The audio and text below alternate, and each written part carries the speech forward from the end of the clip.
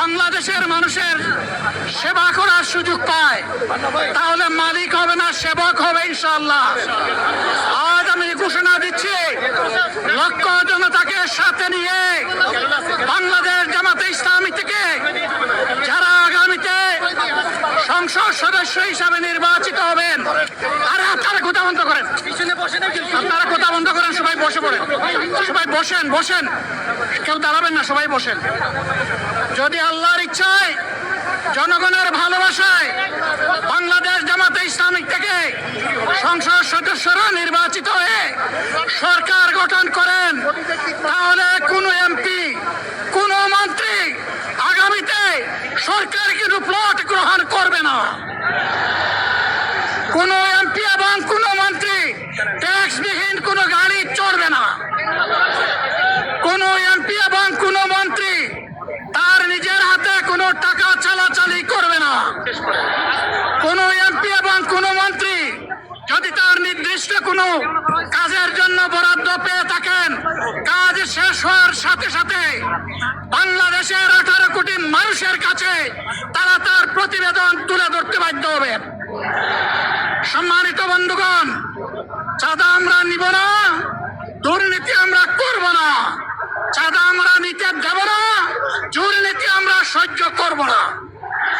এই বাংলাদেশটাই আমরা দেখতে চাই। যুবকদেরকে আমরা স্পষ্ট ভাষায় বলতে চাই, বন্ধুগণ, তোমাদের সাথে আমরা আছি। আমি আজকে জামাতের আমির হিসাবে এখানে কথা বলতে আসিনি। আমি এসেছি বাংলাদেশের 18 কোটি মানুষের একজন হয়ে কথা বলতে। আমি শিশুদের বন্ধু, আমি যুবকদের ভাই, আমি বয়স্কদের সহযোদ্ধা, আমার বোনদের আমি ভাই। সুতরাং তাদের মুক্তির জন্যেই আমি দায়িত্ব নিয়ে আজকে এখানে দাঁড়িয়েছিলাম।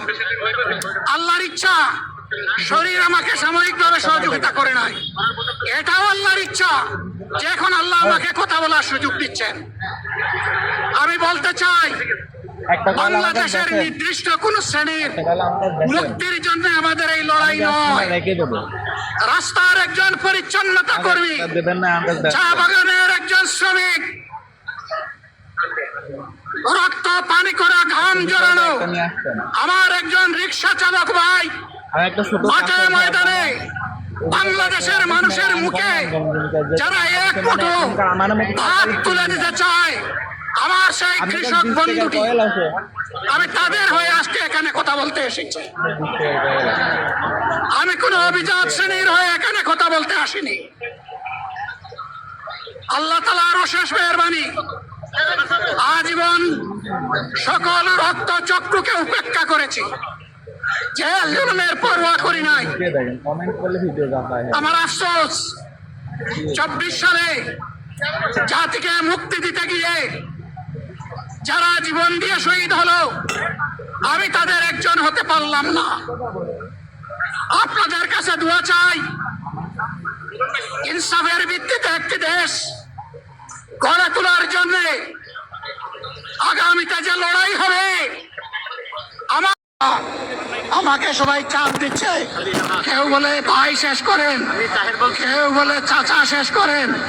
আমি তাদেরকে নিশ্চয়তা দিয়ে বলছি, আমার মত আমার আল্লাহ নির্ধারিত সময় থেকে 1 সেকেন্ড আগে হবে না,